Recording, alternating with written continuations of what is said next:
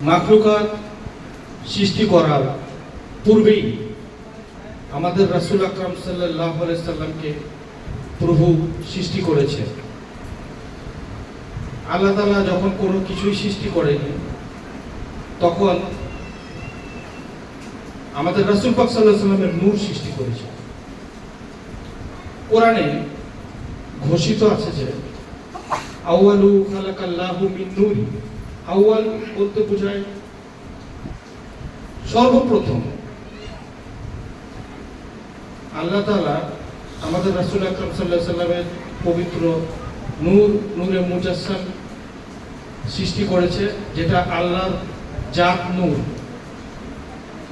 যেই নূর থেকে, যেই নূর প্রভুর নূর, সেই প্রভুর নূর থেকেই আমাদের রাসূল পাক সাল্লাল্লাহু আলাইহি সাল্লামকে সৃষ্টি করা হয়েছে এবং রাসূল আকরাম সাল্লাল্লাহু আলাইহি সাল্লামের নূর থেকে সমগ্র মাখলুকাত সৃষ্টি করা হয়েছে।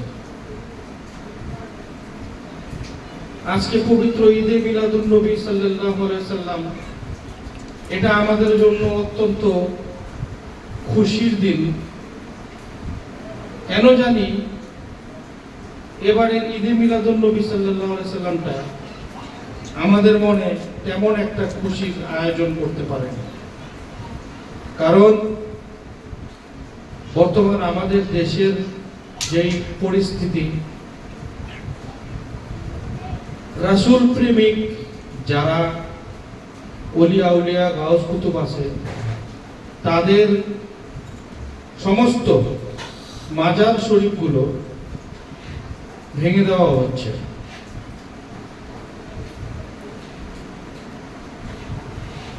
যার কারণে এবার তেমন একটা আনন্দ আমাদের মধ্যে নাই। যারা এই কাজগুলো করতেছে তারা ভাবতেছে নিজেদেরকে তারা রাসূলের প্রেমিক। আসলে মূলত তারা রাসূল প্রেমিক নয়, বরঞ্চ যারা রাসূলের প্রেমিক তাদের উপরে তারা আঘাত আনতেছে।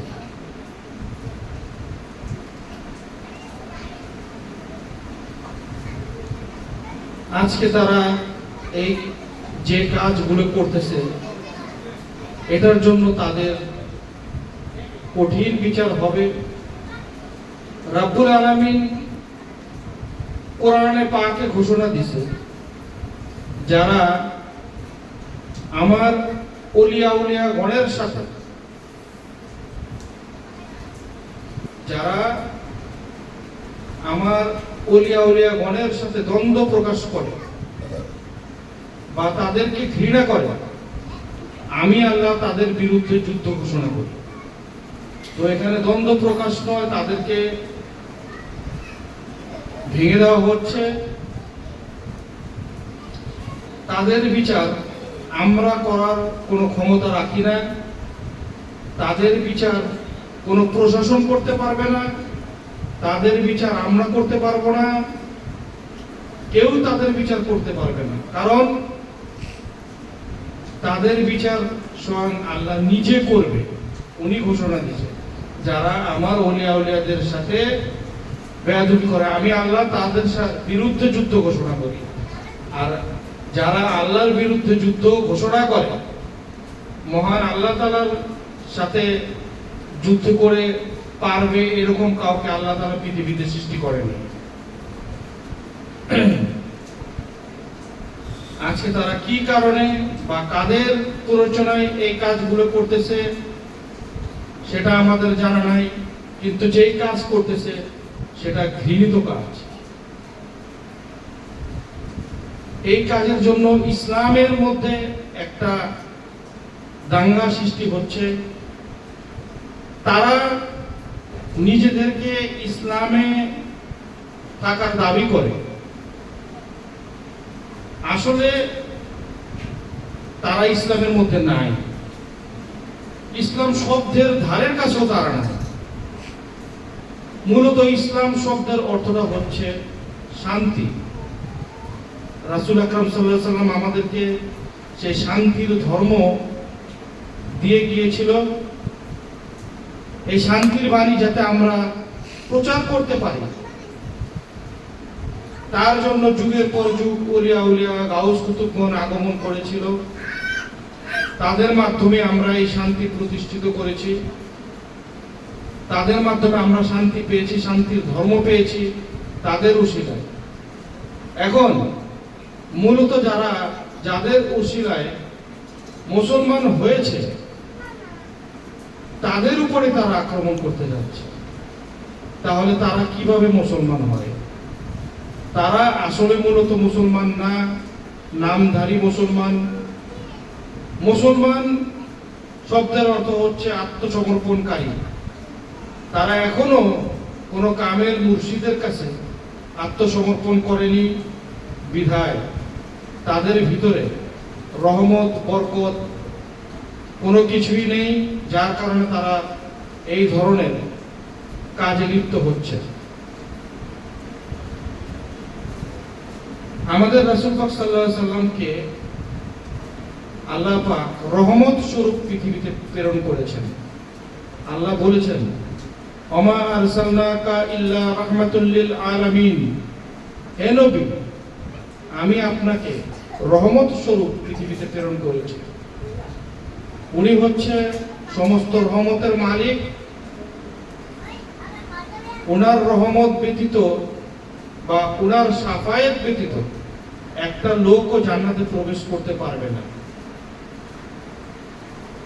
কিছু কিছু মানুষ বলে যে রাসূল এখনো জীবিত আছে, সেই সমস্ত লোকই আবার রাসূলের বিরুদ্ধে গিয়ে প্ররোচনা সৃষ্টি করতেছে। একই মুখে দুই ধরনের কথা আমরা শুনতে পাচ্ছি। আমাদের কি হয়েছে আজকে? ধর্ম কোথায় চলে যাচ্ছে? বিভিন্নভাবে বিভিন্ন জায়গায় মানুষ বিতর্কিত হচ্ছে এই ধর্মের নামধারী ধর্ম যারা পালন করছে তাদের কারণে। আমরা আসলে কোরআন পড়ি না, হাদিস ঘাঁটি না, যার কারণে আমরা মানুষের লেবাসধারী মানুষের কথা শুনে আমরা মুগ্ধ হয়ে যাই। কিন্তু বুঝতে হবে শয়তানও একজন লেবাসধারী রূপ ধারণ করতে পারে, ইবলিশও একটা লেবাসধারী রূপ ধারণ করতে পারে। তো তার কথা শুনে যদি মানুষ সেই দিকে ধাবিত হয় তাহলে তারা অবশ্যই নরকের দিকে যাবে, দোজখের দিকে যাবে। তো আজকে মাজারের দিকে তাদের চোখ পড়েছে, কারণ মাজারের যে টাকা পয়সা ইনকাম হয় মূলত সেটার দিকে তাদের চোখ। কিছু কিছু বক্তারা বলছে যে প্রত্যেকটা মাজারকে তারা ভেঙে দিয়ে সেখানে তাদের দরগা প্রতিষ্ঠা করবে। তার মানে কি, যেই জায়গা ভেঙে দেবে সেই জায়গায় আবার তারা কেন বসবে? মূলত এখানে অর্থনৈতিক ব্যাপার বোঝায়। তো তারা এখনো দুনিয়া লোভী, দুনিয়ার মধ্যে মত্ত আছে, তারা এখনো দুনিয়া নিয়ে আছে। তাদের ভিতরে আখিরাতের কোনো ছোঁয়া নাই, আখিরাতের প্রতি তাদের কোনো ধারণাই নেই। আমাদের রাসূলকে আল্লাহ তাআলা যেভাবে মর্যাদা দিয়েছে, প্রভু রাব্বুল আলামিন যেভাবে আমাদের রাসূল পাক সাল্লাল্লাহু আলাইহি সাল্লামকে মর্যাদা দিয়েছে, আমরা তার উম্মত হয়ে তাকে সেই মর্যাদা দিতে পারতেছি না। রাব্বুল আলামিন আল্লাহ প্রত্যেকবার আমাদের রাসূলের সম্বন্ধে ভালো ভালো ওয়ার্ড, ভালো ভালো শব্দ ব্যবহার করেছে। আল্লাহ বলেছে, ইয়া নবী, ইয়া রাসূল, ইয়া আইয়ুহাল মুযাম্মিল, ইয়া আইয়ুহাল মুদাসসির, ইয়াসিন, ইয়া বলে হে নবী, এই সমস্ত ওয়ার্ড রাসূলের প্রতি ব্যবহার করেছে। অথচ বর্তমান সমাজের কিছু মূর্খ মানুষরা ভাবে যে রাসূল মৃত, তার কাছে কোনো কিছু চাওয়া যাবে না, তার কাছে কোনো কিছু পাওয়া যাবে না। সে যদি মৃত্যু হয় তাহলে তাকে সাফায়েতের অধিকারী কেন করে নেন প্রভু? তার নামের সাথে তার নাম কেন যুক্ত করে নেন? লা ইলাহা ইল্লাল্লাহু মুহাম্মাদুর রাসূলুল্লাহ সাল্লাল্লাহু আলাইহি ওয়াসাল্লাম। একমাত্র আমাদের রাসূল পাক সাল্লাল্লাহু আলাইহি ওয়াসাল্লামের নামই মহান রব্বুল আলামিনের নামের সাথে অ্যাড করে দেওয়া হয়েছে। দুজনের মধ্যেই সমান ভাগে বিভক্ত করা হয়েছে। এখানে কোনো ছোট বড় নেই। আমরা যদি ছোট করি তাহলে আমরা কাফের হয়ে যাব। শুধু রাসূলের কথা বলেনি, আল্লাহ তাআলা ওলিয়া আউলিয়াদের কথাও বলেছে। যারা আমার ওলিকে, ওলি আর আমার মধ্যে পার্থক্য স্থাপন করে, নিঃসন্দেহে তারা কাফের। আর যারা আল্লাহর ওলিদের মৃত বলে চিন্তাও করতে না করছে, আল্লাহ তাআলা তার ওলিদেরকে বলছে যে তোমরা যারা আল্লাহর রাস্তায় নিহত হয় তাদেরকে তোমরা মৃত বলো না, বরং তারা জীবিত এবং আমার রবের আমার কাছ থেকে রিজিক প্রাপ্ত। আর যারা তোমরা তাদেরকে মৃত বলে চিন্তাও করো না, চিন্তার বিষয় বলেছে যে তোমরা তাদেরকে মৃত বলে চিন্তাও করো না। আমরা যদি কোনো একটা মন্দ কাজ করতে যাই, ধরেন চোর চুরি করবে, ডাকাতি করবে, আমরা মানুষ একটা খারাপ কাজের উদ্দেশ্যে যাব, আমরা সেটা নিয়োগ করেছি, আমাদের কোনো গুনাহ হবে না। আমরা খারাপ কাজের জন্য বের হবো, আমাদের কোনো গুনাহ হবে না। ততক্ষণ পর্যন্ত গুনাহ হবে না যতক্ষণ না পর্যন্ত আমরা সেই কাজটা পরিপূর্ণ না করি। আমরা চুরির জন্য নিয়োগ করেছি, গুনাহ হবে না। যদি চুরিটা করি তাহলে আমাদের গুনাহ হবে। আমরা খারাপ কাজ করার জন্য উদ্দেশ্য করেছি, খারাপ কাজটা আমরা না করা পর্যন্ত আমাদের গুনাহ হবে না। আমরা যখন করব তখন গুনাহ হবে। ডাকাতি করার জন্য চিন্তা ভাবনা করেছি, আমাদের গুনাহ হবে না। যখন আমরা ডাকাতি করব তখন আমাদের গুনাহ হবে, লেখা হবে। তো আল্লাহ বলছে যে তোমরা আমার ওলিদেরকে মৃত বলে চিন্তাও করো না। তার মানে কি? তাদের বিরুদ্ধে তাদেরকে মৃত বলে চিন্তা করলেও গুনাহ। আল্লাহর ওলিদের, আমি তো ওলিদের কথা বলছি, আল্লাহর ওলিদের মৃত বলে চিন্তা করলেও গুনাহ। তাহলে কেমন মর্যাদা দিচ্ছে? তাহলে আমাদের রাসূল পাক সাল্লাল্লাহু আলাইহি ওয়াসাল্লামের মর্যাদা কতটুকু? যদি আল্লাহর ওলিগণের মর্যাদা আল্লাহ এতটুকু দিয়ে থাকে, তাহলে আমাদের রাসূল আকরাম সাল্লাল্লাহু আলাইহি ওয়াসাল্লামের মর্যাদাটা কতটুকু? উনি হচ্ছেন একটা বৃক্ষ। আর যত পৃথিবীতে ওলিয়া গাউস কুতুব নবী রাসূল আছে, তারা সবাই সেই বৃক্ষের ফল, লতা পাতা, ডালপালা, গোড়া আমাদের রাসূল পাক সাল্লাল্লাহু আলাইহি ওয়াসাল্লাম। আমরা যেই তরিকায় যাই না কেন, আমাদের গোড়াটা হচ্ছে রাসূল আকরাম সাল্লাল্লাহু আলাইহি ওয়াসাল্লাম। মাওলা আলী কারামুল্লাহ ওয়াজহু, হাসান বসরি রাহমাতুল্লাহ আলাইহি। তো আমাদের গোড়া মহান রাসূল আকরাম সাল্লাল্লাহু আলাইহি ওয়াসাল্লাম। এটা আমাদের মাথায় সব সময় রাখতে হবে। উনি হচ্ছে আমাদের মূল। তাকে যদি আমরা অনুসরণ না করি তাহলে আল্লাহকে পাওয়া যাবে না। একদল লোক আছে যারা শুধু জান্নাতের জন্য দাওয়াত দেয় মানুষকে, কিভাবে জান্নাতে যাবে, কিভাবে জান্নাতে থাকবে। জান্নাত একটা প্রভুর সৃষ্টির একটা জিনিস, যিনি প্রভু এই জান্নাত জাহান্নাম সৃষ্টি করেছেন। কিন্তু ওলিয়াগণ জান্নাত আর দোজখের প্রতি তাদের কোনো মোহ ভয় নেই। জান্নাতের প্রতি তাদের কোনো মোহ নেই এবং দোজখের প্রতি তাদের কোনো ভয় নেই। আল্লাহ নিজে বলছে, আমার ওলিয়াদের কোনো ভয় নেই, আমার ওলিয়াগণের কোনো ভয় নেই। তাদের জান্নাতের কোনো লোভ নেই, দোজখের কোনো ভয় নেই। তো তারা এই ভয় আর লোভ দেখিয়ে মানুষকে বিভ্রান্ত করেছে। রাবেয়া বসরি বলছিল, হে প্রভু, আমার যদি সাথে থাকতো তাহলে আমি দোজখ এবং বেহেশত দুটোটা একসাথে করে জ্বালিয়ে দিতাম।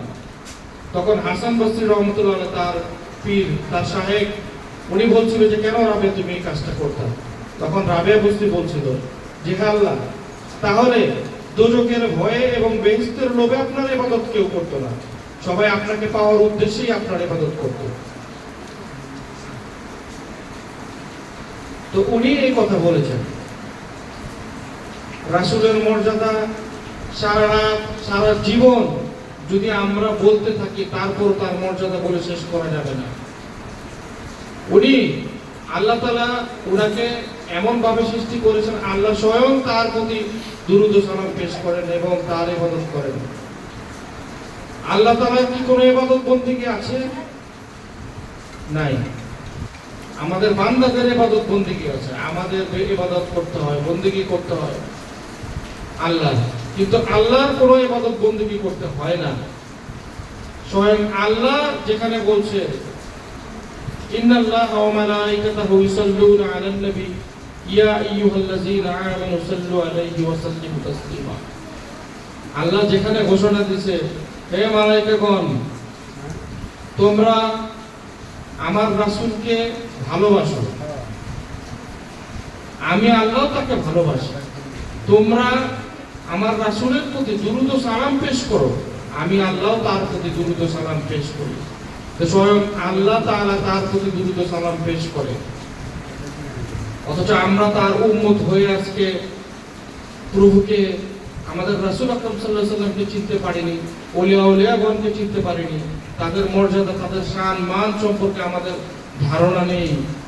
আমাদের এই অজ্ঞানতার কারণে আজকে আমাদের দেশের এই পরিস্থিতি। বই পুস্তক পড়ে জ্ঞান অর্জন করা যায় না, পাণ্ডিত্য হাসিল করা যায়, জ্ঞান অর্জনের বিষয়টা মুখ্য বিষয়। সেটা একমাত্র কামেল ওলির সহবত ব্যতীত কেউ জ্ঞান অর্জন করতে পারে না। যত বই পুস্তক পড়বেন আপনি পাণ্ডিত্য হাসিল করতে পারবেন, কিন্তু জ্ঞান সেটা ঈশ্বর প্রাপ্ত, প্রভুর তরফ থেকে আসে, রাসূলের তরফ থেকে আসে। সেটা একমাত্র ওলিয়া গাউস কুতুবের কাছে গিয়ে সেটা পাওয়া যায়, সেটা আপনি সব জায়গায় গিয়ে পাবেন না। তো এই আধ্যাত্মিক জ্ঞান, আধ্যাত্মিক সাধন একমাত্র ওলিয়াগণের সহবতে না থাকা পর্যন্ত কেউ পাবে না। যে ওলিয়াগণ তার পীরের সহবতে থাকছে সে পেয়েছে। এমন করে রাসূল পর্যন্ত চলে গেছে, তাদের সহবতে গিয়ে সেই জ্ঞান পেয়েছে। যেমন আমাদের রাসূলের সহবতে থেকে মাওলা আলী কাররামুল্লাহু ওয়াজহু তার পবিত্র মারফতের জ্ঞান সে হাসিল করেছে। আলী কাররামুল্লাহু ওয়াজহু মারফতি জ্ঞান হাসিল করেছেন, আর অন্য যে সাহাবারা ছিল তারা শরীয়তের জ্ঞান হাসিল করেছেন। শরীয়ত সেটা হচ্ছে দুনিয়াদারির হিসাব কিতাব বিষয়, আর মারফত আখিরাত তরিকত সব কিছুর বিষয়।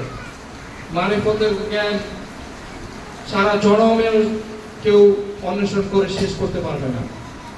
শরীয়তের জ্ঞান সীমিত, সেটা জান্নাতকে পাওয়ার পথ দেখায়, আর মারিফত স্বয়ং প্রভুকে হাসিল করার পথ দেখায়। আমাদের মধ্যে প্রভু আছে, সেটাকে চেনার রাস্তা দেখায় মারিফত। আমাদের মুর্শিদগণ, আমাদেরকে সেই রাস্তায় চলতে হয়। আমাদেরকে আল্লাহ তাআলা সৃষ্টি করছে একটা উদ্দেশ্যের কারণে, যে উদ্দেশ্যের কারণে আমাদেরকে প্রভু সৃষ্টি করেছে, আমরা সেই উদ্দেশ্যটাই ভুলে গেছি। আমরা বিভিন্ন জায়গায় জব করি, কাজ করি, কর্মরত থাকি, বিভিন্ন দুনিয়াদারি নিয়ে ব্যস্ত থাকি, মা বাবা ভাই বোন আত্মীয় স্বজন সবাইকে নিয়ে মগ্ন আছে, কিন্তু আল্লাহ তাআলা আমাদেরকে এটার জন্য সৃষ্টি করেনি। আল্লাহ তাআলা আমাদেরকে সৃষ্টি করেছে একমাত্র তাকে প্রতিষ্ঠিত করার জন্য, সালাতকে প্রতিষ্ঠিত করার জন্য, আকিমুস সালাত, নামাজকে কায়েম করার জন্য, পড়ার জন্য বলেনি। নামাজ পড়ার কথা পবিত্র কোরআনে কোনো জায়গায় পাবেন না। ইকরাস সালাতা কোরআনের ৬৬৬৬ আয়াতের মধ্যে কোথাও পাবেন না, বা কোনো হাদিসে পাবেন না ইকরাস সালাতা। সালাত পড়ার কথা বলেনি, আকিমুস সালাতের কথা বলছে, মানে সালাত কায়েম করো। সালাত কায়েম কিভাবে করে, মানে কি তোমার নামাজকে তুমি প্রতিষ্ঠিত করো। প্রতিষ্ঠিত কিভাবে করে? ওলি মুর্শিদের ধ্যানের মাধ্যমে, তাদের সহবতে গিয়ে সেই সালাতকে প্রতিষ্ঠিত করা যায়। যেমন মাওলা আলী কাররামুল্লাহু ওয়াজহু রাসূল পাক সাল্লাল্লাহু আলাইহি ওয়াসাল্লামের কাছে গিয়ে সেই সালাত কায়েম করেছে। খাজা মঈনুদ্দিন চিশতি রহমাতুল্লাহ আলাইহি, উসমান হারুন রহমাতুল্লাহ আলাইহির কাছে গিয়ে সেই সালাত কায়েম করেছে। আমাদের মুর্শিদ কিবলা হযরত মাওলানা শাহ শফি মাকদুম মুহাম্মদ খাজা ইসমাঈল চিশতি নিজামী জালালউদ্দিন বাবার কাছে গিয়ে সেই সালাত কায়েম করেছে। কোরআনে আছে as-সালাতুল মিরাজুল মুমিনিন, মুমিন যখন সালাত কায়েম করে প্রভুর সাথে তার দর্শন হয়, মিরাজ হয়। কোরআন আছে, পবিত্র কালাম পাকে আছে আসসালাতুল মিরাজুল মুমিনিন, মুমিন যখন সালাত কায়েম করে তখন রাব্বুল আলামিনের সাথে দর্শন হয়, সাক্ষাৎ হয়, দেখা হয়, কথা হয়। আমরা যে দুনিয়াতে যত সালাত পড়তেছি, আমাদের কি কারো কখনো প্রভুর সাথে সাক্ষাৎ হয়েছে? আল্লাহর সাথে দর্শন হয়েছে? তাহলে সেটা প্রকৃত সালাত না, সেটা প্রকৃত সালাত না। সেই সালাত হচ্ছে জান্নাত পাওয়ার সালাত।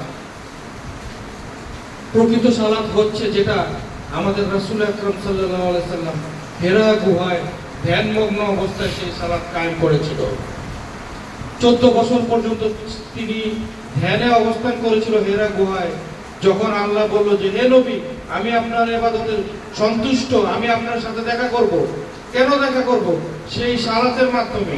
ওইটাই কোরআন শরীফের মধ্যে আসছে যে আসসালাতুল মিরাজুল মুমিনিন, ওই সালাতের মাধ্যমে আল্লাহর সাথে দর্শন হয়।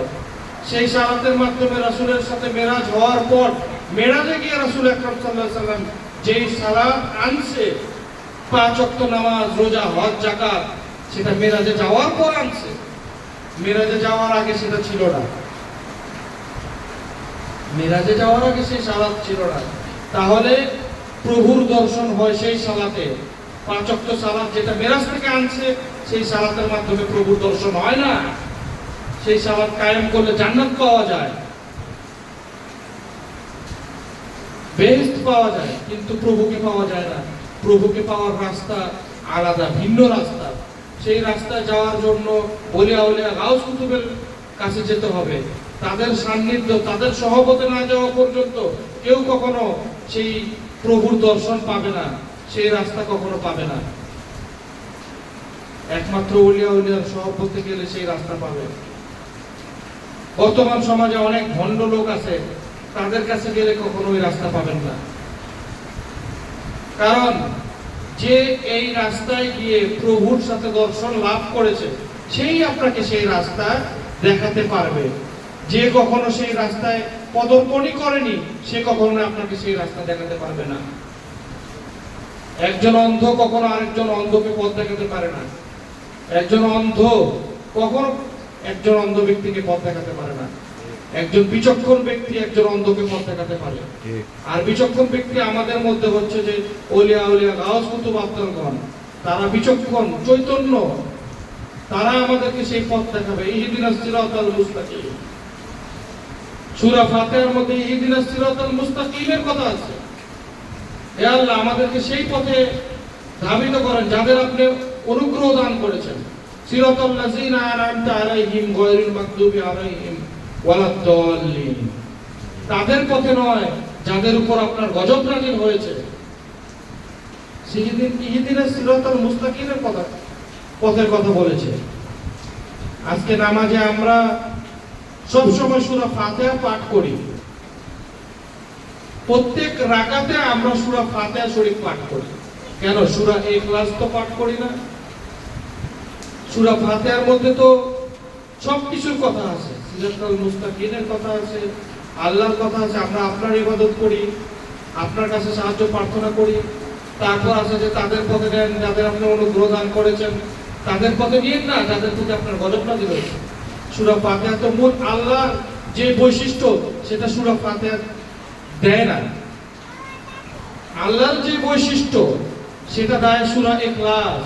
কুল হুয়াল্লাহু আহাদ আল্লাহুস সামাদ লাম ইয়ালিদ ওয়া লাম ইউলাদ ওয়া লাম ইয়াকুল লাহু কুফুয়ান আহাদ।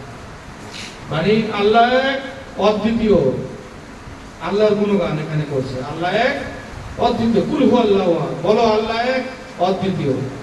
আল্লাহুস সামাদ লাম ইয়ালিদ ওয়া লাম ইউলাদ ওয়া লাম ইয়াকুল লাহু কুফুয়ান আহাদ। আল্লাহুস সামাদ, তিনি কাউকে জন্ম দেয়নি, তাকেও কেউ জন্ম দেয়নি, তার সমতুল্য কেউই নাই। এখানে সম্পূর্ণ আল্লাহর কথা সূরা ইখলাসে বলা হয়েছে। কিন্তু আমরা নামাজে কেন কমন সূরা ইখলাস পাঠ করি না? প্রত্যেক রাকাতের মধ্যে আমরা সূরা ফাতিহা পড়ি।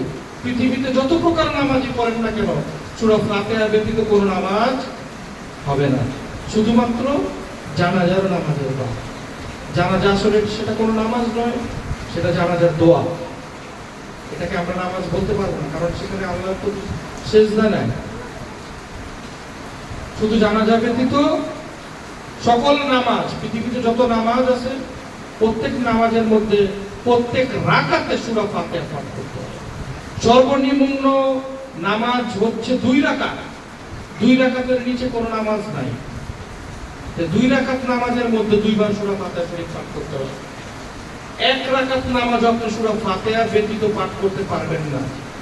কেন পারবেন না? কারণ উলমুল কুরআন যাকে বলা হয়েছে, সূরা ফাতিহা পাঠ করলে নাকি একটা কোরআন খতম হয়ে যায়। আল্লাহ এই ঘোষণাও দিয়েছে, রাসূল এই ঘোষণাও দিয়েছে, একবার সূরা ফাতিহা পাঠ করলে, 3 বার সূরা ইখলাস শরীফ পাঠ করলে নাকি একটা কোরআন খতম হয়ে যায়। তো সূরা ফাতিহার মূল্যটা কতটুকু? অথচ এই সূরা ফাতিহাকে প্রত্যেক নামাজের মধ্যে কমন করা হয়েছে। কেন? এটার কারণ একটাই, যেটা মূর্খের দলেরা কখনো বুঝতে পারেনি। সেই কারণ হচ্ছে ইহদিনাস সিরাতাল মুস্তাকিম। কারণ কোরআনের মধ্যে সূরা ফাতিহার মধ্যে ইহদিনাস সিরাতাল মুস্তাকিমের কথা আছে, ওলিয়া উলিয়াগণের রাস্তার কথা আছে, তাদের পথে যাওয়ার কথা আছে। এই কারণে প্রত্যেক নামাজের মধ্যে বলছে, নামাজে আল্লাহ তাআলা বলে দিয়েছে যে তোমরা ইহদিনাস সিরাতাল মুস্তাকিমের পথে যাও। আল্লাহ তাআলা ইবাদতের মধ্যে বলে দিয়েছে যে তোমরা ইহদিনাস সিরাতাল মুস্তাকিমের পথে যাও। সূরা ইখলাসের কমন করেনি নামাজের জন্য। সূরা ফাতিহার মধ্যে বলতেছে, নামাজের মধ্যে আল্লাহ বলতেছে তোমরা ওলিয়া উলিয়ার পথে যাও, আল্লাহর রাসূলের পথে যাও। রাসূল কারা? রাসূল হচ্ছে তারা যারা আল্লাহর কাছ থেকে রিসালাত প্রাপ্ত। রিসালাত মানে কি? আল্লাহ তাআলার পবিত্র বার্তা সমূহ। রাসূল বলতে যে শুধু আমাদের রাসূল পাক সাল্লাল্লাহু আলাইহি ওয়াসাল্লাম তা নয়। রাসূল যুগের পর যুগ, এই পৃথিবী, এই মাখলুকাত যতদিন পর্যন্ত আছে রাসূলের আগমন ততদিন পর্যন্ত হবে। কিন্তু নবুয়তের সমাপ্তি ঘটেছে, নবী করিম সাল্লাল্লাহু আলাইহি ওয়াসাল্লামের নবুয়তের সমাপ্তি ঘটেছে, কিন্তু রাসূলের কোনো সমাপ্তি ঘটেনি। কোরআন রাসূলের সমাপ্তি ঘোষণা দেয়নি, নবুয়তের সমাপ্তি ঘোষণা দিয়েছে। কোরআন রাসূলের সমাপ্তি ঘোষণা দেয়নি। কোরআন বরঞ্চ বলছে, আমি প্রত্যেক যুগে রাসূল প্রেরণ করেছি, প্রত্যেক জাতিতে রাসূল প্রেরণ করেছি, প্রত্যেক ভাষায় রাসূল প্রেরণ করেছি। রাসূল তারা যারা আল্লাহর রিসালাত মানে আল্লাহর বার্তা সাধারণ মানুষের কাছে পৌঁছে দেয়, তাদেরকেই রাসূল বলা হয়। অথচ আমরা আজকে সেই রাসূলের, যাদের মাধ্যমে আজকে আমরা ধর্ম পেয়েছি, যাদের মাধ্যমে আজকে আমাদের ইসলাম ধর্ম শান্তির ধর্ম, আমরা তাদের শান্তিকে বিনষ্ট করে দিতেছি। এটা কোন ধরনের মানুষ? এটা কোন ধরনের মানুষ? তারা কি শান্তিতে আছে? তারা শান্তি প্রতিষ্ঠা করে না। প্রত্যেক যুগে যুগে রাসূল পাক সাল্লাল্লাহু আলাইহি ওয়াসাল্লাম যেই রাসূলগণকে প্রেরণ করেছে, প্রত্যেক যুগে যুগে যে ওলিয়া উলিয়া গাউস কুতুবগণ এই পৃথিবীর বুকে আগমন করেছে, প্রত্যেক জাতিতে, প্রত্যেক ভাষায়, প্রত্যেক গোত্রে, তারা প্রত্যেকেই শান্তির বাণী প্রতিষ্ঠিত করেছে। শান্তির বাণী হচ্ছে ইসলাম। একমাত্র আমাদের রাসূল আকরাম সাল্লাল্লাহু আলাইহি ওয়াসাল্লামই একমাত্র মনোনীত ধর্মকে শান্তি রূপে রূপ দান করেছে। রাসূল বলেছে, শান্তি যেখানে আছে ধর্ম সেখানেই বিরাজমান। শান্তি এমন একটা জিনিস, সেটা সনাতন ধর্মের মধ্যেও থাকতে পারে, সেটা বৌদ্ধদের ধর্মের মধ্যেও থাকতে পারে, খ্রিস্টান জাতির মধ্যেও থাকতে পারে এবং মুসলিম জাতির মধ্যেও থাকতে পারে। শান্তি মানে হচ্ছে ইসলাম। ইসলাম, আমরা জাতি হতে পারি বৌদ্ধ, জাতি হতে পারি খ্রিস্টান, জাতি হতে পারি হিন্দু, জাতি হতে পারি মুসলমান, কিন্তু আমাদের প্রত্যেকের ধর্ম হচ্ছে ইসলাম। রাসূল এটাই বোঝানোর জন্য এখানে আগমন করেছিল। আল্লাহ পাক রাসূলকে এটার কারণে পৃথিবীতে পাঠিয়েছিলেন। একজন সনাতন ধর্মের মধ্যে যদি শান্তি থাকে, তারা যদি কাউকে বিশৃঙ্খলা সৃষ্টি না করে, কারো সম্পদ লুণ্ঠন না করে, কারো সাথে মারামারি না করে, কাটাকাটি না করে, কাউকে কষ্ট না দেয়, সে যদি শান্তিভাবে জীবনযাপন করে, তাহলে ইসলাম তার মধ্যে বিরাজমান থাকবে। তা সে যে ধর্মেরই যে জাতিরই হোক না কেন, হতে পারে সে বৌদ্ধ, হতে পারে সে খ্রিস্টান, হতে পারে সে মুসলমান, কিন্তু তার মধ্যে ইসলাম থাকবে। ওলিয়া উলিয়া গাউস কুতুবগণ এটাই বুঝাতে চেয়েছিলেন এই দুনিয়ার বুকে। অথচ যারা আজকে শান্তিকে বিঘ্ন ঘটাচ্ছে, তারা কোন ধর্ম পালন করতেছে? তারা কি কখনো কোরআন পাঠ করে না? তারা কি কোরআন পড়ে না? কোরআনের মধ্যে কি আছে? লা ইকরাহা ফিদ্দিন, দ্বীনের প্রতি কোনো জবরদস্তি নাই। কোরআন ঘোষণা দিচ্ছে যে দ্বীনের প্রতি কোনো জবরদস্তি নাই, লা ইকরাহা ফিদ্দিন। তাহলে তারা কেন এই জবরদস্তি করতেছে ইসলামের মধ্যে? তারা কি ইসলামে আছে? তারপর কোরআন ঘোষণা দিচ্ছে লাকুম দীনুকুম ওয়ালিয়া দীন, যার যার দিন, যার যার ধর্ম তার তার কাছে বড়, তোমরা কারো ধর্ম নিয়ে বাড়াবাড়ি করো না। অথচ যারা বাড়াবাড়ি করতেছে তারা কি ধর্মের মধ্যে আছে? তারা ধর্মের মধ্যে নাই। আর নিরীহ মানুষদের, মূর্খ মানুষদের যা বুঝাচ্ছে তারাও তাদের সেই বুঝ নিয়ে অশান্তির পথে পা বাড়াচ্ছে। এটার জন্য তারা একসময় বিপদগ্রস্ত হবে। প্রত্যেককে তাদের কৃতকর্মের ফল ভোগ করতেই হবে, সে যেই হোক না কেন। সে যদি কোনো বড় পয়গম্বরও হয়ে থাকে, তাকেও তার কৃতকর্মের ফল অবশ্যই ভোগ করতে হবে। আর এই জাতিকে তো অবশ্যই করতে হবে। যারা আজকে এই ওলিয়া উলিয়াদের বিরুদ্ধে যে সমস্ত প্ররোচনা করতেছে, তাদের তো অবশ্যই ভোগ করতে হবে। সামনে তাদের ভোগান্তি অবশ্যই আছে। কারণ তারা কোনো জাতির সাথে যুদ্ধ ঘোষণা করেনি, কারণ তারা কোনো প্রশাসনের সাথে যুদ্ধ ঘোষণা করেনি, কোনো রাজনৈতিক দলের সাথে তারা যুদ্ধ ঘোষণা করেনি, তারা প্রভুর সাথে যুদ্ধ ঘোষণা করেছে। কারণ প্রভু সেখানে বলছে যে যে আমার ওলিয়া উলিয়া গণের সাথে বিরুদ্ধচারণ করে, আমি আল্লাহ তার সাথে যুদ্ধ ঘোষণা করি। আর আল্লাহর সাথে যারা যুদ্ধ ঘোষণা করে তারা কখনো সেই যুদ্ধে জয়ী হতে পারে না, আর কখনো ভবিষ্যতে পারবেও না। তারা আমাদের রাসূলের যে শান আর মান, সেটাই তো আজ পর্যন্ত তারা বয়ান করে বোঝাতে পারেনি। আমার রাসূলের শান মানের মর্যাদাও আজ পর্যন্ত করার ক্ষমতা তাদের হয়নি। তারা রাসূলকে সাধারণ মানুষ হিসেবে ভাবে, তারা রাসূলকে সাধারণ আমাদের মতো রক্তে মাংসে গড়া মানুষ হিসেবে ভাবে, কিন্তু সে তো আমাদের মতো রক্তে মাংসে গড়া মানুষ না। রাসূল যদি আমাদের মতো রক্তে মাংসে গড়া মানুষ থাকতো, রাসূল চলার সময় তার ছায়া আমরা কেউ দেখতে পেতাম না। হাদিস শরীফে আছে রাসূলের কোনো ছায়া নাই। তাহলে সে কিভাবে সাধারণ হয়? রাসূলের যে মলমূত্র ছিল সেটা থেকে মাছকে আম্বরের ঘ্রাণ আসতো, আর আমাদেরটাতে দুর্গন্ধ সৃষ্টি হয়। তাহলে রাসূল কিভাবে সাধারণ মানুষ হলো? আমাদের রাসূল আকরাম সাল্লাল্লাহু আলাইহি ওয়াসাল্লাম চাঁদকে দ্বিখণ্ডিত করেছে, সে কিভাবে সাধারণ হয়? চাঁদ আল্লাহর সৃষ্টি জিনিস, সেটাকে দ্বিখণ্ডিত করেছে, রাসূল কিভাবে সাধারণ মানুষ হবে? যেখানে আল্লাহ ঘোষণা দিয়েছে ওমা আরসালনাকা ইল্লা রাহমাতুল লিল আলামিন, হে নবী, হে প্রিয় রাসূল, আমি আপনাকে রহমত স্বরূপ পৃথিবীতে প্রেরণ করেছি। তার মানে কি? সমস্ত মাখলুকাতের জন্য তিনি রহমত। পৃথিবীর মধ্যে আল্লাহর সৃষ্টি 18,000 মাখলুকাতের মধ্যে প্রত্যেক জীব জন্তু কীট পতঙ্গ যদি 70,000 গজ মাটির নিচে যদি কোনো পতঙ্গ কীট থাকে, যেটা আমরা খালি চোখে দেখতে পাই না কিন্তু তাদের জীবন আছে, সেই পতঙ্গ, সেই কীট রাসূল আকরাম সাল্লাল্লাহু আলাইহি সাল্লামের দুরূদ শরীফ পাঠ করে। কেন করবে না? যেখানে আল্লাহ স্বয়ং তার দুরূদ পাঠ করে।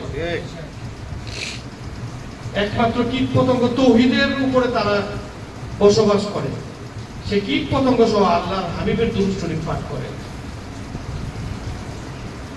সাধারণত মধুর কথা বলি, মধু যখন ফুলের রেণুতে থাকে সেই মধু তিতা থাকে। সেই মধুকে যখন মৌমাছি মধু সংগ্রহ করে, তখন একজন বলতেছে, হে মৌমাছি, তোমরা এই মধু কিভাবে সংগ্রহ করো? আমরা যখন মধু সংগ্রহ করি আমাদেরকে খুব বিষের মতো তিতা লাগে। তাহলে এই মধু কিভাবে মিঠা হয়? আমরা প্রিয় হাবিব রাসূলের দুরূদ শরীফ পাঠ করি, তখন সেই তিতা মধু মিঠা হয়ে যায়। তখন আমরা সেই মধু সংগ্রহ করে আমরা সেই মধুর চাক বানাই। আমাদের রাসূল আকরাম সাল্লাল্লাহু আলাইহি ওয়াসাল্লাম কি বলছে? সমস্ত রোগের শেফা দানকারী হচ্ছে মধু। মধু সমস্ত রোগের শেফা দান করে। কেন শেফা দান করে সেটা রাসূল বলেনি। সেটা জানছি কিভাবে? ওলিয়া উলিয়াগণ জানছে। কেন তার মধ্যে শেফা আছে? শেফা থাকার মূল কারণ হচ্ছে সেই মধুর মধ্যে রাসূলের দুরূদ আছে। মূলত কারণ হচ্ছে যে তার রাসূলের দুরূদ। সেই দুরূদের কারণে সমস্ত রোগের শেফা হিসেবে মধু কাজ করে। তা না হলে সেই মধু শেফা হিসেবে কাজ করতো না। মৌমাছি স্বয়ং রাসূলের দুরূদ পাঠ করে, আল্লাহ স্বয়ং তার দুরূদ পাঠ করে, সমস্ত মাখলুকাত তার দুরূদ পাঠ করে। যখন আমাদের হাবিব এই দুনিয়ার মধ্যে পদার্পণ করে, পৃথিবীতে যত বৃক্ষ ছিল, যত যা কিছু ছিল, যত মূর্তি ছিল, সবাই সিজদায় অবরত অবস্থায় হয়ে গেছে যে রাসূলের আগমনের সময় সমস্ত মাটির মূর্তি, যার ভিতরে কোনো জীবন নাই, সেই মূর্তি সহ সিজদায় অবনত হয়ে গেছে। হাবিব এসেছে, আল্লাহর রাসূল এসেছে, অথচ আমরা রাসূলের সম্মান মর্যাদা কখনো বয়ানে পেশ করি না। তার সম্মান মর্যাদা পেশ করার জন্য সমগ্র রাত চলে যাবে, তার সম্মান মর্যাদা শেষ হবে না। আল্লাহ তাআলার সাথে যখন মেরাজে যায়, আল্লাহ তার সাথে দেখা করতে চাইছে, আমাদের রাসূল না। রাসূল বলেনি আল্লাহ আপনি আমার সাথে দেখা করেন, রাসূল বলেনি। আল্লাহ বলছে হে হাবিব আমি আপনার সাথে দেখা করব, আপনি আসেন। রাসূল বলেনি আল্লাহ আমি আপনার সাথে দেখা করব। আমরা রাসূলের সম্মান কই বলি? তার সম্মান মর্যাদা কোথায় বলতেছি? স্বয়ং আল্লাহ তাকে দর্শন দেওয়ার জন্য তাকে ডাকছে, এবং ডাকার সময় বলছে হে হুর মালায়েকগণ, তোমরা জমিন থেকে আসমান পর্যন্ত সাজিয়ে দাও, আমার হাবিব আসবে, তার সাথে আমি দেখা করব। যখন উম্মে হানির ঘর থেকে রাসূল পাক সাল্লাল্লাহু আলাইহি ওয়াসাল্লাম গমন করলো বরাকে, মেরাজের ঘটনা বলতে গেলে বিশাল বড় ঘটনা, এত বড় ঘটনা বলা যাবে না। আল্লাহ যখন সিদরাতুল মুনতাহা পার করে, সাত আসমান পার করে যখন প্রভুর সাথে সরাসরি দেখা করবে, একটা পাথর ছিল, সেই পাথরের মধ্যে রাসূল যখন পা রাখলো, পাথরটা আল্লাহর আরশ মহল্লা ছিল, সেই পাথরটা থরথর করে কাঁপতেছিল। সেই পাথরের মধ্যে রাসূলের পায়ের ছাপ পড়ে গিয়েছিল, রাসূল পাথরটা এত নরম হয়ে গেছে। তখন রাসূল পাক সাল্লাল্লাহু আলাইহি ওয়াসাল্লাম চিন্তা করলো যে আমি আল্লাহর আরশ মহল্লায় এসে পড়েছি, জুতা আমার পায়ে, এখানে আমার কোনো বেয়াদবি হলো কিনা। তখন রাসূল পাক সাল্লাল্লাহু আলাইহি ওয়াসাল্লাম তার জুতা মোবারক নিচে খুলে রাখতে চাইছিল। তখন আল্লাহর আরশ মহল্লা থেকে আওয়াজ আসলো যে হে হাবিব কি করতেছেন আপনি? তখন রাসূল বলতেছে আমার কোনো বেয়াদবি হইল কিনা, জুতা মোবারক পরে এসেছে। তখন আল্লাহ বলল যে হে হাবিব, এই পাথর আপনার পায়ের ধুলা নেওয়ার জন্য এতদিন বসেছিল, আপনার পায়ের ধুলা পাওয়ার সাথে সাথে এই মৃত পাথর জীবিত হয়ে গেছে।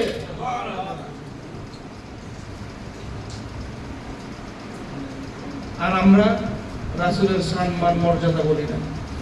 আল্লাহ তাকে বলছে যে আপনার জুতা মোবারক খুলতে হবে না, সেটা পায়ে দিয়ে আপনি আমার সাথে দেখা করবেন। অথচ মুসা আলাইহিস সালামের সাথে যখন তুর পাহাড়ে আল্লাহ তাআলা দেখা করতে যায়, তখন মুসা আলাইহিস সালামকে বলছে হে মুসা তুমি বেদবি কেন করেছো, তোমার জুতা খুলে আমার সাথে দেখা করতে আসো।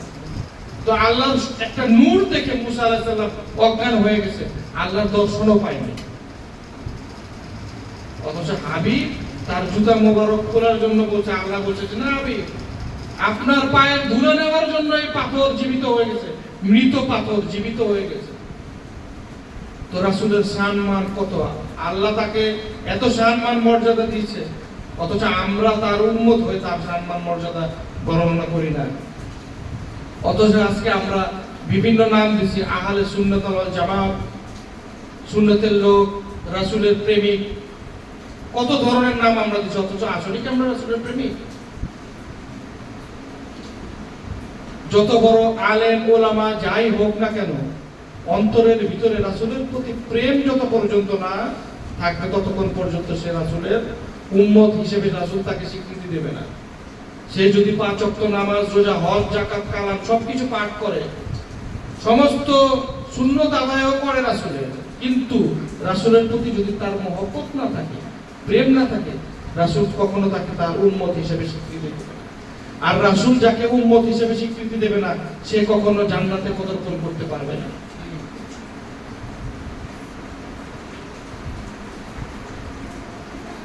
রাসূলকে আল্লাহ তাআলা কতটুকু ভালোবাসে তার সর্বোচ্চ প্রমাণ দান করেছে পৃথিবীর মধ্যে 5 ওয়াক্ত নামাজের মধ্যে ফজরের নামাজ, জোহরের নামাজ, আসরের নামাজ, মাগরিবের নামাজ, এশার নামাজ, সমস্ত নামাজের মধ্যে রাসূলকে ঢুকাই দিয়েছে।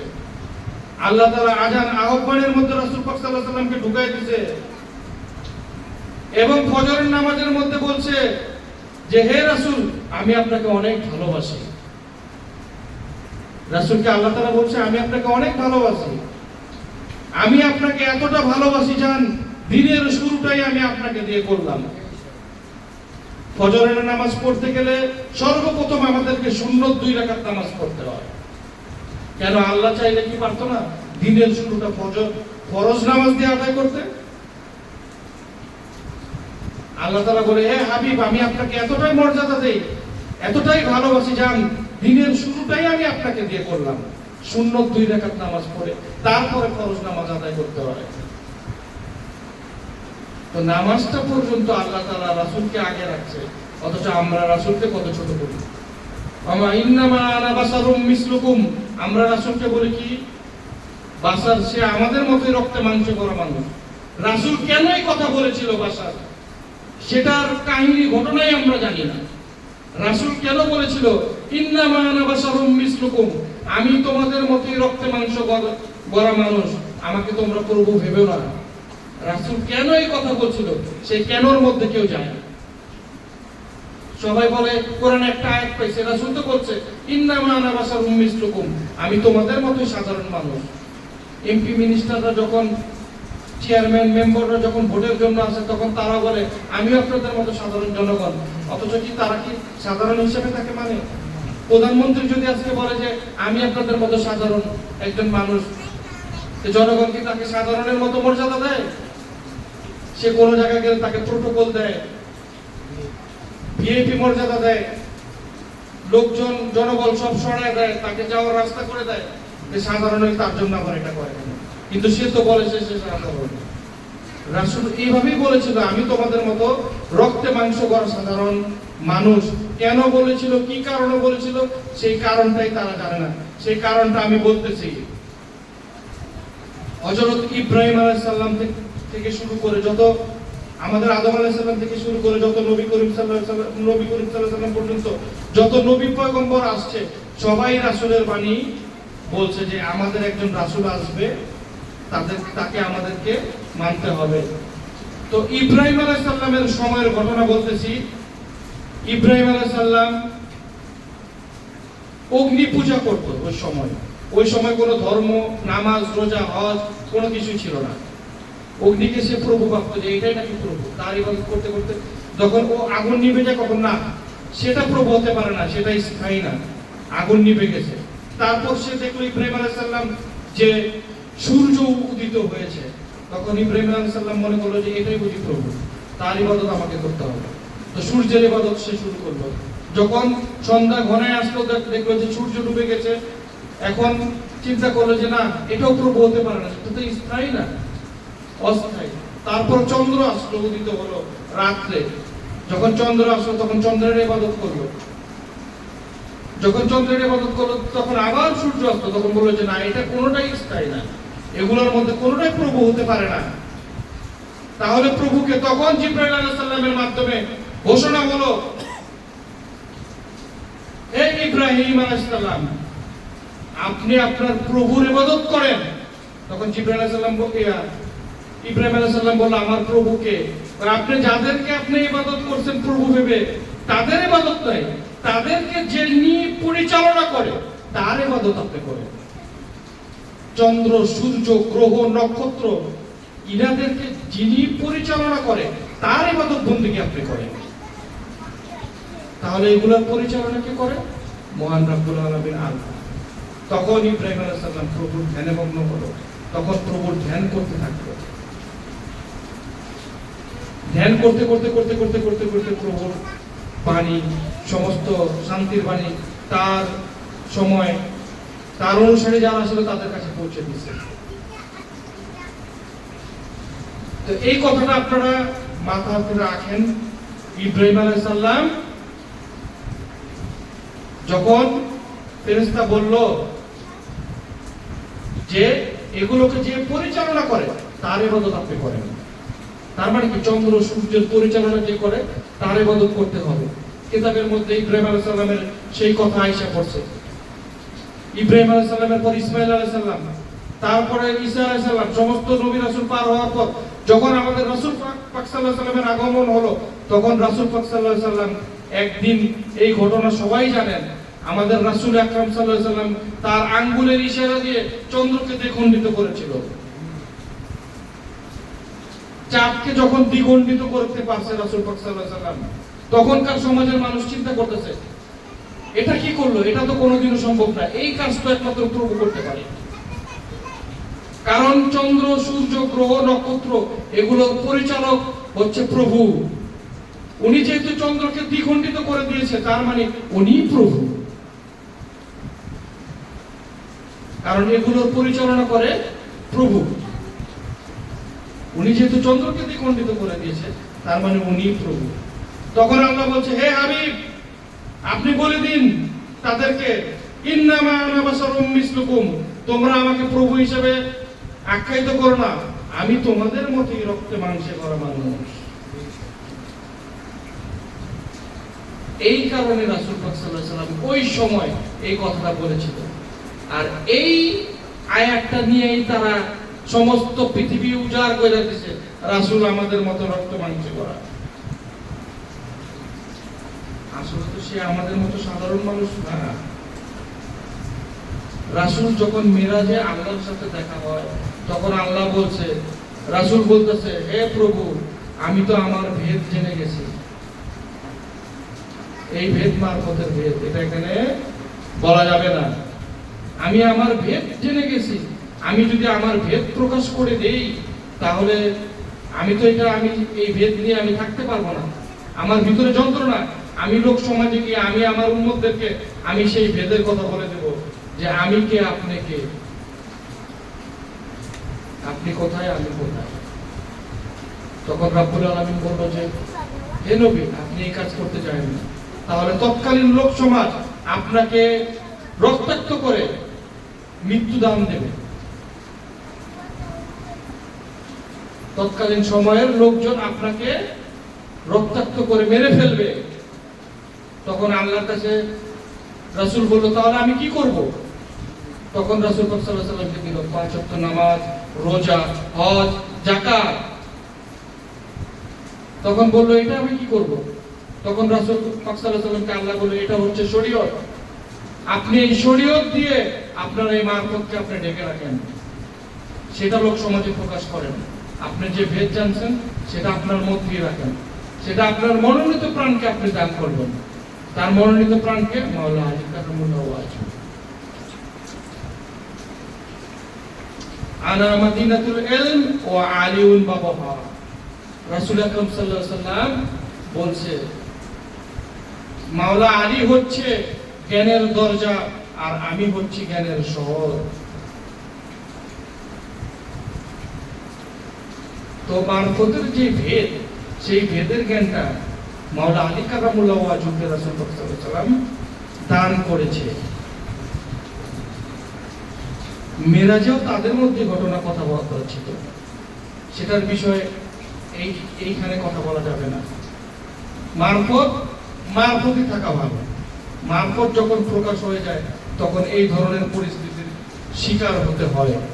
বর্তমান যে পরিস্থিতির শিকার আমরা হচ্ছি, প্রত্যেক সাহাবাকে বলেছিল যে তোমরা কি করতে পারবে আমার জন্য। একজন বলছে আমার সম্পদ দান করতে পারবো, আরেকজন বলছে যে আমার জীবনের অর্ধেক সম্পদ দান করে দেব, আরেকজন বলছে আমার সমস্ত অস্তিত্ব বিলীন করে দেব। 4 খলিফার মধ্যে 3 জন খলিফা বলছে যে আমার তরোয়ালি পর্যন্ত আপনাকে দিয়ে দেব, আমার কিছুই রাখবো না। সব খলিফারা এই কথা বলছে। যখন রাসূল মাওলা আলী কারামুল্লাহ ওয়াজহকে বলছে যে, হে আলী, তুমি আমার জন্য কি করতে পারবা? তখন মাওলা আলী বলছে যে আমার তো কিছুই নাই আপনাকে দেওয়ার মতো, আমি একটা জিনিসই আপনার জন্য করতে পারবো, যেই কথা আপনি আমাকে বলেছিলেন যে আপনার মারফতের ভেদ যাতে আমি গোপন রাখি, আপনার এই মারফত আমি আমার মধ্যে গোপন রাখতে পারবো। তখন রাসূল বলছে যে তুমি আমার সঠিক। জাতিকে ছিন্ন বিচ্ছিন্ন করা তার পক্ষে কোনো অসম্ভব কোনো কিছুই না, কিন্তু সে তো জাতিকে ধ্বংস করার জন্য আসে, সে শান্তির বাণী প্রতিষ্ঠা করার জন্য আসে।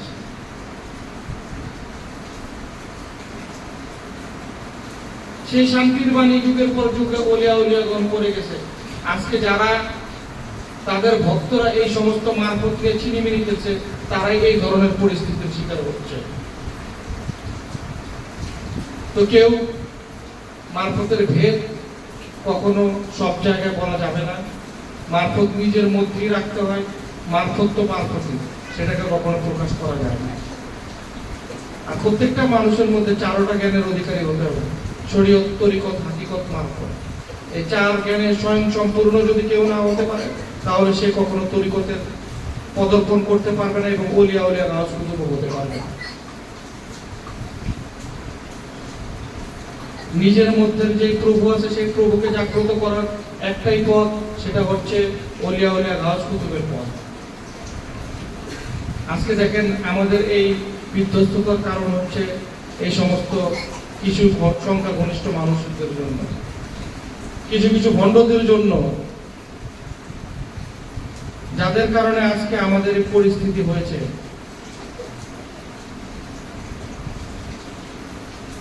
এই সমস্ত ভণ্ডরা যদি ভণ্ডামি না করতো, তাহলে ওলিয়া উলিয়াগণের উপরে এই ধরনের পরিস্থিতির শিকার তারা হতো না। তারা নিজেদের উপরে এই আক্রমণ নিয়ে তারপরও ভণ্ডদেরকে ছাড় দিচ্ছে।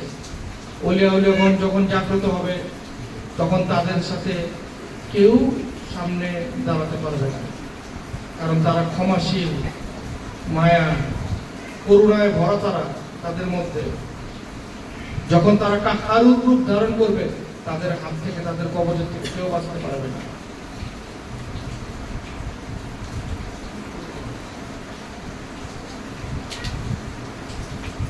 আজকে অনেক বড় বড় কথা হয় ওয়াজে, অনেক কথা আমরা হুসেনি মুসলমান সম্পর্কে, ইমাম হোসেন সম্পর্কে আলোচনা হয় না, রাসূল আকরাম সাল্লাল্লাহু আলাইহি ওয়াসাল্লামের সম্মান আলোচনা হয় না, পাক পাঞ্জাতনের সম্মান আলোচনা হয় না। শুধু মাজার, দরবার, গান বাজনা, শিরকি, বেদাতি এগুলো নিয়ে আলোচনা হয়। এগুলো আলোচনা না করে মানুষ কিভাবে সঠিক পথে আসতে পারে, কিভাবে নামাজ কায়েম করবে, কিভাবে মানুষের সাথে ব্যবহার করবে, আচার ব্যবহার, আদব কায়দা, এগুলো সম্পর্কে কোনো বয়ান, কোনো ওয়াজ শোনা যায় না। আগে মানুষ ওয়াজ শুনলে যার যার হয়ে কান্ত, আর বর্তমান সমাজে ওয়াজ শুনলে মানুষ খিলখিল করে হাসে। কেন এই ধরনের ওয়াজ? আগে মানুষ ওয়াজ শুনলে মানুষের ভিতরে জাজবা পয়দা হয়ে যেত, লুটা ফুটে কান্নাকাটি করতো, আর এখন মানুষ খুশিতে লাফায় ওয়াজের মধ্যে। বর্তমান এই পরিস্থিতি হচ্ছে। কিভাবে মানুষ শিক্ষা পাবে? মানুষ কিভাবে শিখবে ধর্মের কাহিনী, ধর্মের মূল?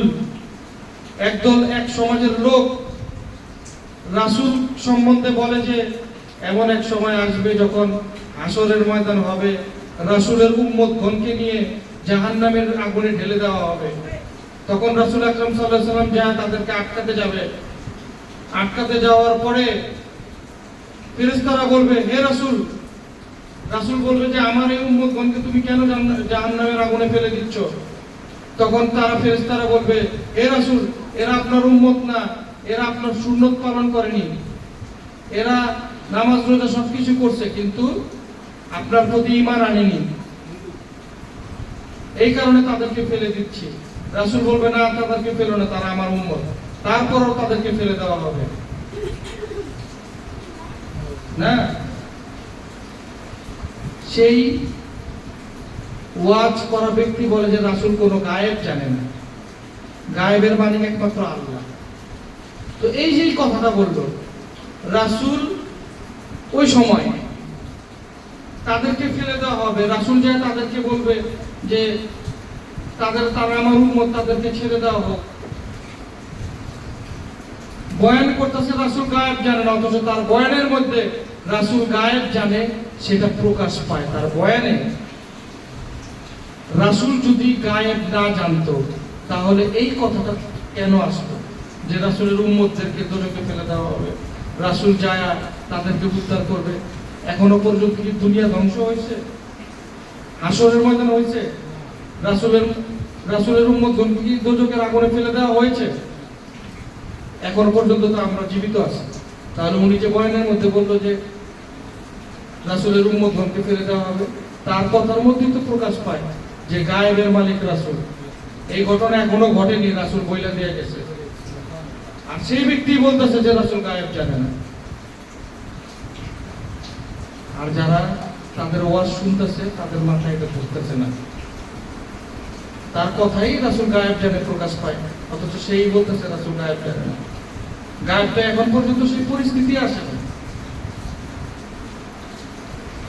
তার মানে কি রাসূল গায়েবের কথা বলে দিয়ে গেছে না? গায়েব তো গায়েবের কথা, সবচেয়ে বড় কথা হচ্ছে যে রাসূল গায়েবের চেয়েও বড় গায়েব সে জানে। সে ভবিষ্যৎ বলে দিয়ে গিয়েছে যে ভবিষ্যতে কি হবে। গায়েব তো তৎক্ষণাৎ বিষয়, যে একটা ঘটনা ঘটবে সেটা বলবে, আর ভবিষ্যৎ যেটা এখন পর্যন্ত ঘটেনি ভবিষ্যতে ঘটবে, সেই ভবিষ্যৎ পর্যন্ত রাসূল বলে দিয়ে গেছে। তারা রাসূলের সম্মান সম্পর্কে বলে যে রাসূল গায়েব জানে না, গায়েবের মালিক আল্লাহ। আল্লাহ যদি গায়েবের মালিক হয় তাহলে অন্য কোনো বিষয়ে যে ঝামেলাটা হবে সেই গায়েবটা কে দিবে? আবার যেটা আল্লাহ জানবে সেই গায়েবটা আবার কে পাঠাবে? তো তাদের কথার মধ্যে কাজের মধ্যে ঠিক নাই। তারা মানুষকে যা বুঝাইতেছে মানুষ তাই বুঝতেছে। মানুষের জ্ঞানের অভাব, যার কারণে আজকে মানুষ অনেক পিছিয়ে আছে। ধর্ম সম্পর্কে তারা এখনো উদাসীন হয়ে বসে আছে। ধর্মের প্রকৃত জ্ঞানই তাদের মধ্যে ঢুকছে না।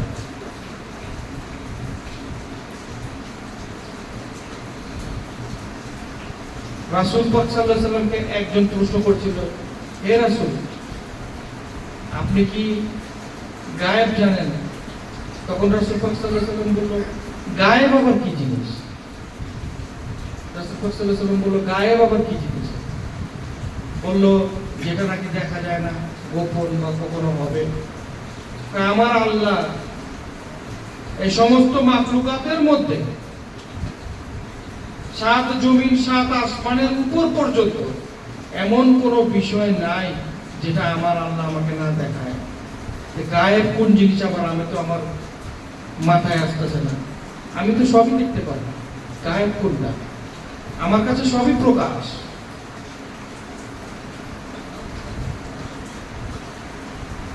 রাসূল গায়েব জানে না। রাসূল, আমরা কোরআন পাইছি, ইনজিল শরীফ পাইছি, তাওরাত শরীফ পাইছি, যেটাই পাইছি না কেন, আদম আলাইহিস সালাম থেকে শুরু করে সমস্ত নবী রাসূলগণ যাদেরকে সৃষ্টি করা হয়েছে, এই সমস্ত বিষয়ে কাহিনীগুলো আমরা কার মাধ্যমে পেয়েছি? রাসূল আকরাম সাল্লাল্লাহু আলাইহি ওয়াসাল্লামের মাধ্যমে পেয়েছি। আদম আলাইহিস সালাম থেকে শুরু করে ঈসা আলাইহিস সালাম পর্যন্ত যত নবী পয়গম্বর দুনিয়ার বুকে আইসা গেছে, তখন তো আমাদের রাসূল পাক সাল্লাল্লাহু আলাইহি ওয়াসাল্লাম ছিল না। দুনিয়াতে ছিল না। সে ছিল আল্লাহর আরশ মহল, পাক পাঞ্জাতন ছিল আল্লাহর আরশ মহল। আল্লাহ বলছে না, আউয়ালু খালাকাল্লাহু মিন নূরি, সর্বপ্রথম আল্লাহ তাআলা রাসূলের নূর সৃষ্টি করছে, তার নূরে সমস্ত মাখলুকাত সৃষ্টি করছে। রাসূলকে জিজ্ঞাসা করা হয়েছিল, হে রাসূল, পূর্বের এত সব ঘটনা আপনি কিভাবে জানেন? তখন রাসূল পাক সাল্লাল্লাহু আলাইহি ওয়াসাল্লাম বলছে, সবকিছু আমার চোখের সামনে ঘটেছে। কি? আদমকে সৃষ্টি করছে আমার চোখের সামনে। আদমের ভিতরে নূরে মুহাম্মাদি, আমার নূরে মুহাম্মাদি দেওয়া হয়েছে। ইব্রাহিমকে আমার সামনে সৃষ্টি করছে, ইসমাঈলকে আমার সামনে সৃষ্টি করেছে। সমস্ত ঘটনা আমি আল্লাহর আরশ মহল্লায় পর্যবেক্ষণ করে দেখেছি। এই কারণে আমি সবকিছু আমার চোখের সামনে ভাসে। অথচ রাসূলকে বলেছে রাসূল গায়েব জানে না। তো রাসূল সম্পর্কে কথা বললে সারা রাতও শেষ হবে না। অনেক সময় হয়ে গেছে, এখানে অনেকের একটু সমস্যা হচ্ছে। পরে যদি সময় পাই তাহলে আবার কিছু কথা বলবো। এই বলে আমার বক্তব্য সাময়িকভাবে আমি শেষ করলাম।